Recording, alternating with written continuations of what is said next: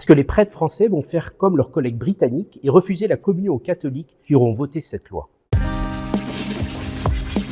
Derrière cette remarque, bien sûr, on entend un appel fort à l'engagement et au sérieux de la situation, je dirais même au côté dramatique du moment dans lequel nous sommes. Nous sommes dans vraiment une rupture éthique si cette loi devait passer. On pourrait dire que d'une certaine manière, on avait une barrière le long d'un précipice qui est la mort et qu'aujourd'hui on veut retirer cette barrière. Et cet appel à ne pas se donner la mort ou à donner la mort pourrait disparaître et nous serions prêts au bord d'un précipice. Alors comment accompagner les politiques? Je ne suis pas sûr que utiliser un sacrement, la communion, comme une menace, comme une arme d'une certaine manière pour contraindre la conscience des politiques est le meilleur chemin. La première chose pour nous, comme croyants, c'est de les accompagner dans notre prière. Ce sont des dilemmes, ce sont des situations difficiles. Bien sûr, on peut voter de manière très claire quand le sujet est clair et quand le texte est clair. Il ne l'est pas tout à fait. La deuxième chose, évidemment, il faut les informer et former leur conscience, continuer à les accompagner dans ces choix, de manière très claire et en leur montrant justement comment déjà aujourd'hui nous pouvons accompagner les personnes en fin de vie, malades ou face à la souffrance et de les accompagner jusqu'au bout. Et enfin, bien sûr, c'est de leur montrer aussi tout ce qui est mis en œuvre pour qu'ils voient que déjà cela est vécu, il n'y a pas besoin de casser d'une certaine manière